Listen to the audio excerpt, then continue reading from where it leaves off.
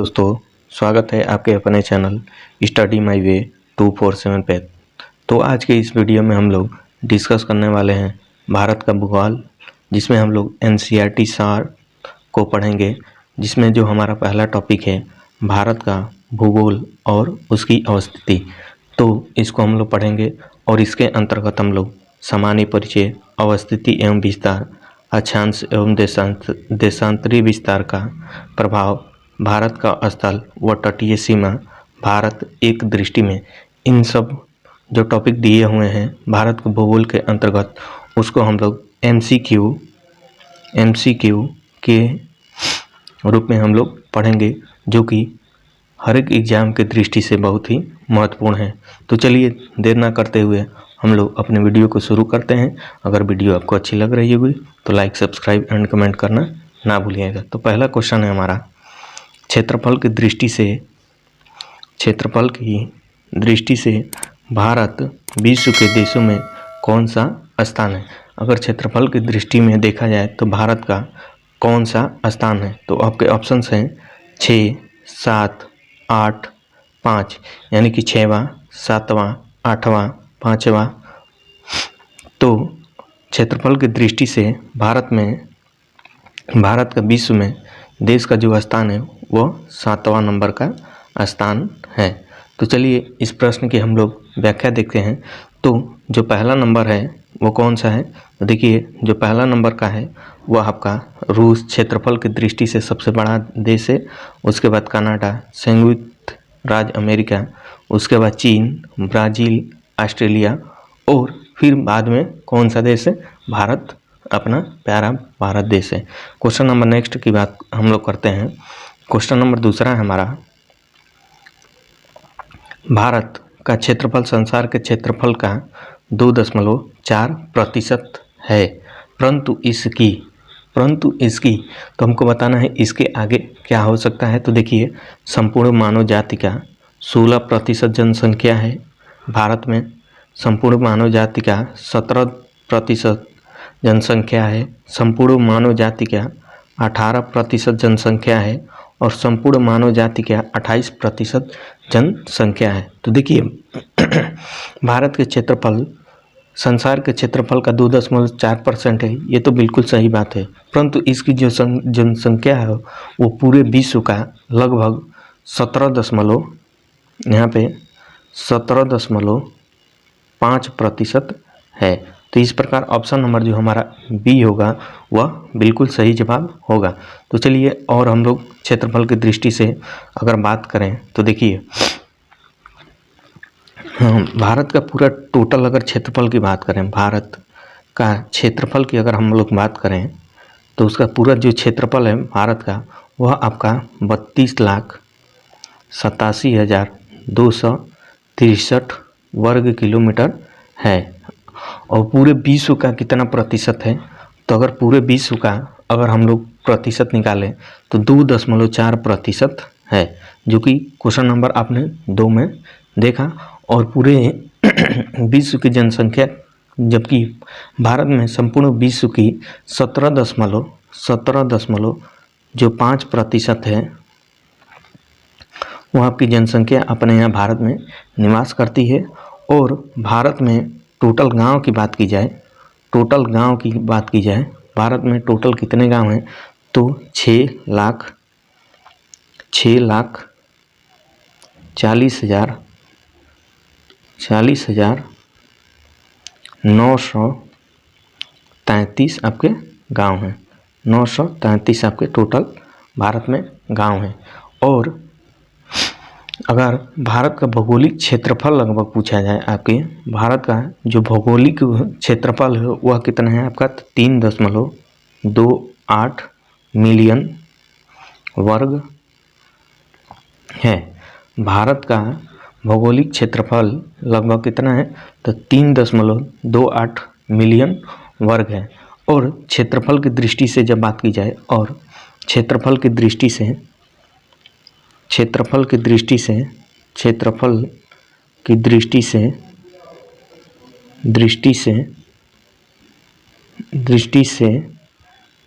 जो आपका सबसे बड़ा राज्य है वह आपका कौन है, राजस्थान।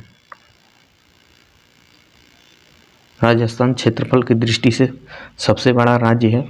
और सबसे छोटा राज्य की बात करें, अगर सबसे छोटा राज्य देखा जाए, छोटा राज्य कौन सा हो जाएगा? छोटा राज्य तो आपका गोवा हो जाएगा। गोवा क्षेत्रफल की दृष्टि से सबसे छोटा राज्य है। और यूनियन टेरेटरी में देखा जाए, यानी केंद्र शासित प्रदेश की बात की जाए, तो सबसे ज़्यादा जो बड़ा केंद्र शासित प्रदेश है वह आपका लद्दाख हो जाएगा। और सबसे छोटा केंद्र शासित प्रदेश की बात की जाए, यानी यूनियन टेरेटरी की बात की जाए, तो आपका लक्षद्वीप हो जाएगा, लक्षद्वीप हो जाएगा। ठीक है। क्वेश्चन नंबर नेक्स्ट की बात हम लोग करते हैं। तो क्वेश्चन नंबर नेक्स्ट यानी तीसरा है हमारा, भारत की मुख्य भूमि का दक्षिणतम सीमा क्या है? तो हमको बताना है भारत की मुख्य भूमि का सबसे दक्षिणतम सीमा क्या होगा। तो देखिए आपके ऑप्शन से 6 डिग्री 4 मिनट, यहाँ पे मिनट लगा हुआ है इसे, और दूसरा ऑप्शन है 7 डिग्री 4 मिनट, और तीसरा ऑप्शन है 8 डिग्री 4 मिनट, और चौथा ऑप्शन है 6 डिग्री 8 मिनट। तो भारत का मुख्य भूमि का जो दक्षिणतम सीमा है वह आपका 8 डिग्री 4 मिनट है। ऑप्शन नंबर सी हमारा बिल्कुल सही जवाब होगा। तो देखिए भूमि के अक्षांशीय विस्तार के बारे में हम लोग थोड़ा बहुत चर्चा करते हैं। तो सबसे पूर्वी बिंदु, अगर सबसे पूरब की बात की जाए, ये हमारा पूरब हो जाएगा, ये हमारा पश्चिम हो जाएगा, और ये हमारा उत्तर है, और यह हमारा दक्षिण है। सबसे पूर्वी की बात की जाए तो वो कितना है? अक्षांशीय विस्तार 97 डिग्री 0.25, यह हमारा पूर्वी हो जाएगा। पूर्वी अक्षांशीय विस्तार कितना है अगर बात की जाए तो 97.25 मिनट हो जाएगा। और उत्तरी की बात की जाए तो 37 डिग्री 6 मिनट हमारा जो है उत्तरी अक्षांश हो जाएगा। और दक्षिणी अक्षांश की बात की जाए तो 8 डिग्री 4 सेकंड हो जाएगा। और पश्चिमी बिंदु की बात की जाए तो पश्चिमी बिंदु जो हो जाएगा हमारा 68.7 डिग्री हो जाएगा, 68.877 हो जाएगा। और भारत की मुख्य भूमि की दक्षिण से अगर उत्तर की ओर पूछें, दक्षिण से अगर आपका उत्तर की ओर पूछें, यानी कि दक्षिण से देखा जाए तो ये हमारा साउथ हो जाएगा और ये हमारा उत्तर हो जाएगा। तो भारत की मुख्य भूमि दक्षिण से उत्तर की ओर कितना हो जाएगा? तो 8 डिग्री 4 सेकेंड, 8 डिग्री 4 सेकेंड से 37 डिग्री 6 मिनट हो जाएगा। और इसी प्रकार अगर पूर्व से पश्चिम की बात की जाए तो 68.7 डिग्री से लेकर के 97.25 डिग्री हो जाएगा। तो इस प्रश्न का जो आपका सही जवाब होगा वो कितना होगा? 8 डिग्री 4 मिनट हो जाएगा। क्वेश्चन नंबर नेक्स्ट है हमारा, भारत के मानक समय आधारित है। तो जो भारत का समय है आधारित वो कितना डिग्री पे है? तो आपके ऑप्शन से 80 डिग्री पूर्वी देशांतर, 80 डिग्री पश्चिमी देशांतर, 82.5 डिग्री पूर्वी देशांतर, और ऑप्शन नंबर जो डी है 82.5 डिग्री पश्चिमी देशांतर। तो भारतीय समय रेखा जो आपके निर्धारित की गई हो वो कहाँ से की गई है? 82.5 डिग्री पूर्वी देशांतर से की गई है। तो जो आपकी भारतीय मानक रेखा है जिसको हम लोग क्या बोलते हैं? देशांतरी प्रभाव भी बोल सकते हैं, वो कितना डिग्री है? तो 82.5 डिग्री पूर्वी देशांतर, जो कि प्रयागराज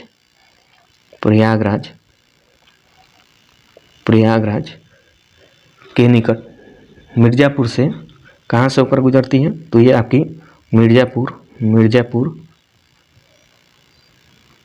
मिर्ज़ापुर से होकर के गुजरती है। और इसी में अगर हम लोग बात करें तो जो मानक देशांतरी रेखा है भारत के कुल कितने राज्यों से होकर गुजरती है? तो ये भारत के 5 राज्यों से होकर के गुजरती है। वो आपके राज्य कौन कौन से हैं? तो जो आपके राज्य हैं वो आपके देखिए यूपी,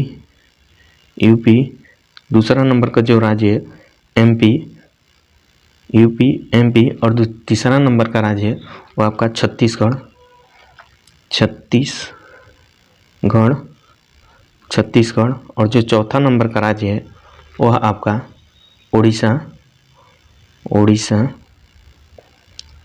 और जो पांचवा नंबर का राज्य है वह आपका कौन सा है, तो आंध्र प्रदेश आपका पांचवा नंबर का हो जाएगा। अगर कोई पूछे आपसे कि जो भारतीय मानक सीमा है वो कितने राज्यों से होकर के गुजरती है, तो वह आपके 5 राज्यों से होकर के गुजरती है। यूपी यानी उत्तर प्रदेश, मध्य प्रदेश, छत्तीसगढ़, उड़ीसा और आपके आंध्र प्रदेश। और जो भारतीय मानक रेखा है वह आपके 5 घंटे और 30 मिनट से आगे है। क्वेश्चन नंबर नेक्स्ट हम लोग देखते हैं। तो क्वेश्चन नंबर नेक्स्ट है हमारा, भारत का प्रमाणिक समय उस स्थान का स्थानीय समय है जो स्थित है। तो आपको बताना है दिल्ली के समीप से, कोलकाता के समीप से, इलाहाबाद के समीप से, भोपाल के समीप से। तो देखिए भारत का प्रमाणिक समय उस स्थान को स्थानीय समय है जो स्थित है। तो भाई आपके कहाँ से स्थित है, वह आपके इलाहाबाद के निकट मिर्ज़ापुर से स्थित है। क्वेश्चन नंबर नेक्स्ट हम लोग देखते हैं। तो क्वेश्चन नंबर नेक्स्ट है हमारा, इंडियन स्टैंडर्ड टाइम जिसको हम लोग बोलते हैं GMT IMT Greenwich mean time से कितना अंतर है, यानी कि कितने घंटे का अंतर है। तो 5 घंटे 10 मिनट, 5 घंटे 20 मिनट, 5 घंटे 30 मिनट, 5 घंटे 40 मिनट।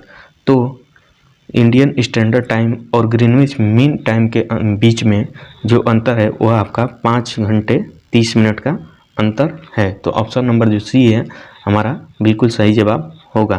क्वेश्चन नंबर नेक्स्ट की हम लोग बात करते हैं। देखिए हमको बताना है भारत के ध्रुव दक्षिणी भाग का भूमध्य रेखा से दूरी कितनी है। तो हमको बताना है जो भारत का ध्रुव है दक्षिण भाग का भूमध्य रेखा से दूरी कितनी है। तो आपके ऑप्शन है 776 किलोमीटर, 867 किलोमीटर, 876 किलोमीटर और 916 किलोमीटर। तो जो इसकी दूरी है वह आपका 876 किलोमीटर स्थित है। तो ऑप्शन नंबर जो सी है हमारा बिल्कुल सही जवाब होगा। क्वेश्चन नंबर नेक्स्ट की हम लोग बात करते हैं। तो भारत का स्थलीय सीमा की लंबाई कितनी है। देखिए हमको बताना है जो भारत की स्थलीय सीमा है उसकी लंबाई कितनी है। तो आपके ऑप्शंस हैं 6100 मीटर, 7516 मीटर और 1200 किलोमीटर और 15200 किलोमीटर। तो जो आपके स्थलीय सीमा की लंबाई है वह आपकी कितनी है, तो आपकी 15200 किलोमीटर है। अगर यहीं पे अगर मुख्य भूमि की तटीय बात की जाए, मुख्य भूमि के तटीय समुद्री तटीय है ना, मुख्य भूमि की जो लंबाई है मुख्य भूमि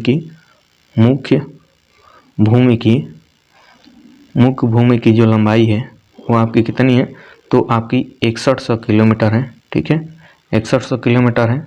और अगर समुद्री तट की लंबाई पूछे, अगर समुद्री तट की लंबाई समुद्री तट की लंबाई जो समुद्री तट की लंबाई है वो आपकी 7516.6 किलोमीटर समुद्री तट की लंबाई है। और देखिए अगर सबसे लंबी तट वाला राज्य कौन सा है, अगर पूछा जाए क्वेश्चन कि जो सबसे लंबी तट वाला राज्य है वो कौन सा है, तो सबसे लंबा जो तट है उसका किसका है, गुजरात का है। और अगर सबसे छोटी लंबी तट वाला राज्य की बात की जाए तो वह आपका गोवा हो जाएगा। ठीक है, गोवा सबसे छोटी तट सीमा वाला राज्य। क्वेश्चन नंबर नेक्स्ट है हमारा, द्वीपों सहित भारत के तट रेखा की लंबाई कितनी है। तो देखिए आपके ऑप्शंस है 6100 किलोमीटर, 6200 किलोमीटर, 7516.5 किलोमीटर और 8000 किलोमीटर।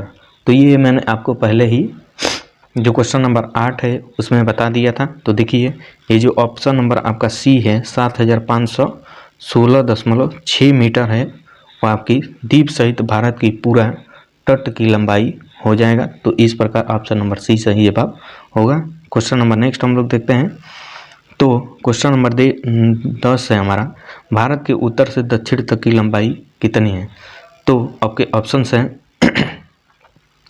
2933 किलोमीटर, 3214 किलोमीटर और ऑप्शन नंबर जो सी है आपका 3114 किलोमीटर और जो ऑप्शन नंबर आपका डी है 3414 किलोमीटर। तो देखिए जो आपकी भारत के उत्तर से दक्षिण तक की लंबाई है वह आपकी कितनी है? 3214 किलोमीटर। तो ऑप्शन नंबर जो हमारा बी है वह हमारा बिल्कुल सही जवाब होगा। देखिए ये हमारा क्या हो जाएगा? ये हमारा पूरब हो जाएगा और ये हमारा पश्चिम हो जाएगा और ये हमारा उत्तर होगा और ये हमारा दक्षिण होगा। तो इस प्रश्न में क्या था? उत्तर से दक्षिण तक की लंबाई। देखिए उत्तर से दक्षिण तक की लंबाई कितनी हो जाएगी? वो आपके 3214 किलोमीटर हो जाएगा। तो उत्तर से दक्षिण की ओर की लंबाई कितनी हो जाएगी? वो आपका 3214 किलोमीटर और पूरा से पश्चिम की लंबाई अगर पूछे तो आपके 2933 किलोमीटर हो जाएगी। तो देखिए अगर सबसे पूर्वी बिंदु की बात की जाए तो आपकी सबसे पूर्वी बिंदु कौन सा हो जाएगा? तो सबसे पूर्वी बिंदु केबिथु हो जाएगा जो कि अरुणाचल प्रदेश में पड़ता है। और सबसे पश्चिमी बिंदु की बात की जाए तो आपका गौर माता या ग्वार माता हो जाएगा जो कि आपके गुजरात में पड़ता है। और उत्तरी बिंदु की बात की जाए तो आपका सबसे उत्तरी बिंदु कौन सा है? इंद्राकौल जो कि लद्दाख में पड़ता है। और सबसे दक्षिणी बिंदु की बात की जाए जो कि कन्याकुमारी है और आपका कहाँ? कन्याकुमारी या केप कोमोरियन इसको बोलते हैं। कन्याकुमारी को सबसे दक्षिणी बिंदु कन्याकुमारी या केप कोमोरियन हो जाएगा। तो क्वेश्चन नंबर नेक्स्ट हम लोग देखते हैं, भारत की तट रेखा की लंबाई कितनी है? तो देखिए फिर से जो मैंने आपके क्वेश्चन नंबर 9 में बताया था वहीं रिपीट हो गया है। तो तट रेखा की लंबाई की अगर बात की जाए तो कितनी है? 6100 किलोमीटर हो जाएगी आपकी तटीय रेखा 6100 किलोमीटर है। ऑप्शन नंबर ए जो है हमारा बिल्कुल सही जवाब हो जाएगा। क्वेश्चन नंबर नेक्स्ट की बात हम लोग करते हैं, भारत का क्षेत्रफल विश्व के कुल भौगोलिक क्षेत्रफल से कितना है? तो अगर देखा जाए भौगोलिक क्षेत्रफल से कितना है तो आपका 2.4% भौगोलिक क्षेत्रफल है। क्वेश्चन नंबर नेक्स्ट है हमारा, संपूर्ण भारत का कितना प्रतिशत भूभाग पर पर्वत और पहाड़ियाँ विस्तृत पाया जाता है?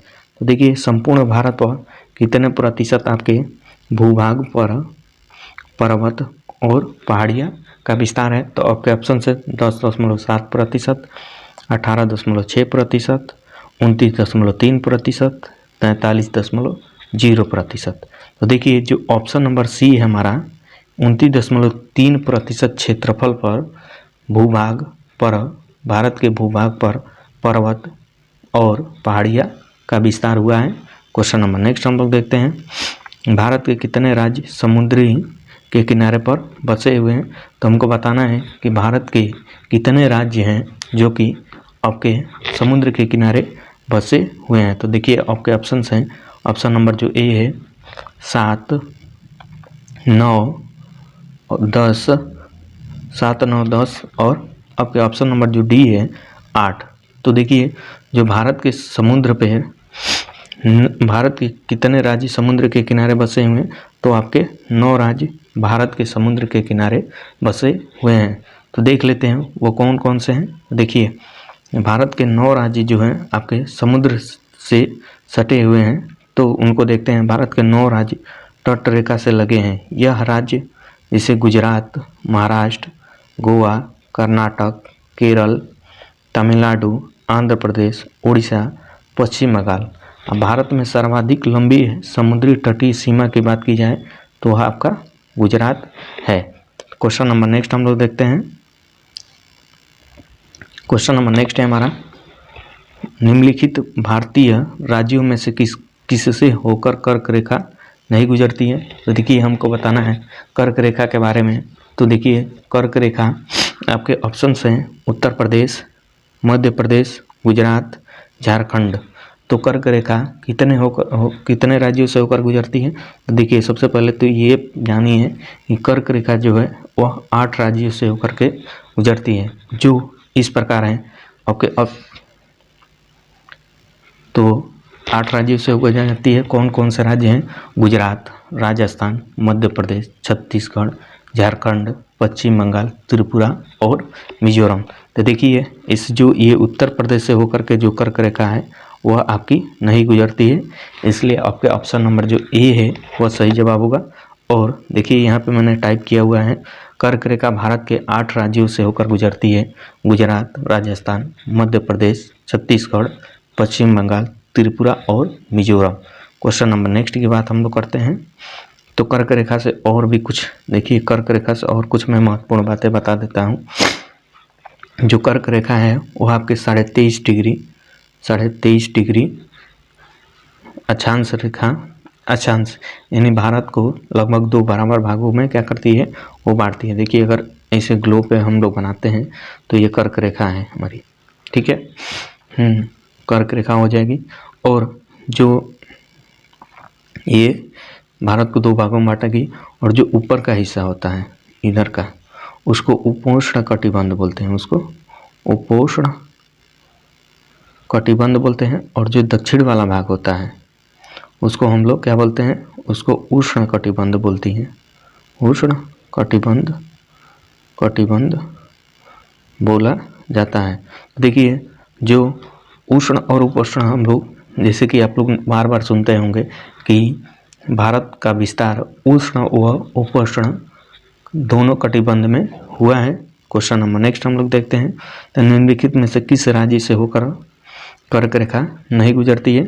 तो ये आप लोग इसको बता दीजिएगा। क्वेश्चन नंबर नेक्स्ट की बात करते हैं हम लोग।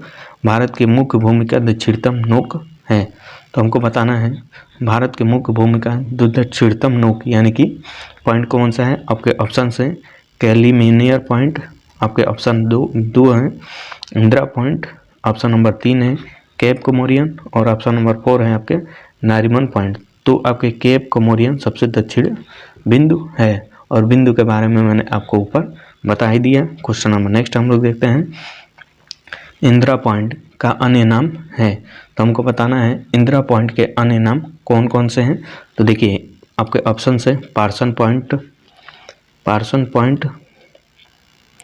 लाही चिंग, पिंगबेलियन पॉइंट और इनमें से सभी। तो देखिए जो आपके पार्सन पॉइंट है, लाही चिंग है और पिंगबेलियन पॉइंट, इन सब से इंदिरा पॉइंट के नाम से, इन सबको इंदिरा पॉइंट के नाम से हम लोग जानते हैं।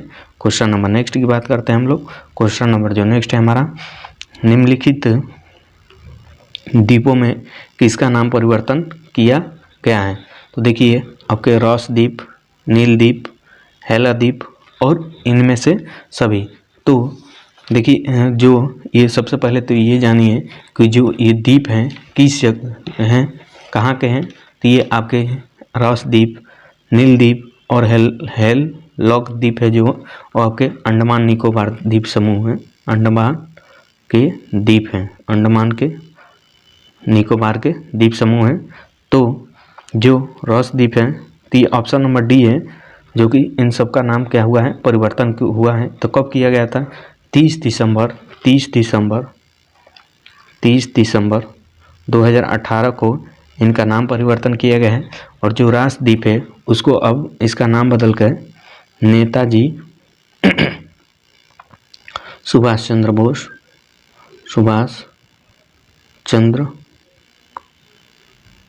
बोस रख दिया गया है। और जो आपका नील द्वीप है उसका नाम शहीद द्वीप रखा गया है। और जो क्वेश्चन और ऑप्शन नंबर जो सी है यानी कि हेवलाक द्वीप का नाम स्वराज द्वीप रखा गया है। क्वेश्चन नंबर नेक्स्ट की बात हम लोग करते हैं। तो देखिए क्वेश्चन नंबर जो हमारा 20 है, भारतीय उपमहाद्वीपों के अंतर्गत कितने देश आते हैं? तो हमको बताना है भारतीय उपमहाद्वीप के अंतर्गत कितने देश आते हैं। तो आपके ऑप्शन हैं 6, 9, 7 और 8। तो भारतीय उपमहाद्वीप के अंतर्गत कितने देश आते हैं? 7 देश आते हैं। तो देखिए जो आते हैं उपमहाद्वीप में कौन कौन से हैं, तो आपके भारत, बांग्लादेश, भूटान, नेपाल, मालदीव और आपके पाकिस्तान हैं। तो इस प्रकार हम लोगों ने अपना 20 क्वेश्चन के सीरीज को आज ख़त्म किया और इसी टॉपिक से हम लोग अगले 20 क्वेश्चन को भी अगले दिन हम लोग डिस्कस करेंगे। अगर आपको वीडियो अच्छी लगी होगी तो लाइक, सब्सक्राइब एंड कमेंट करना ना भूलिएगा। वीडियो देखने के लिए धन्यवाद।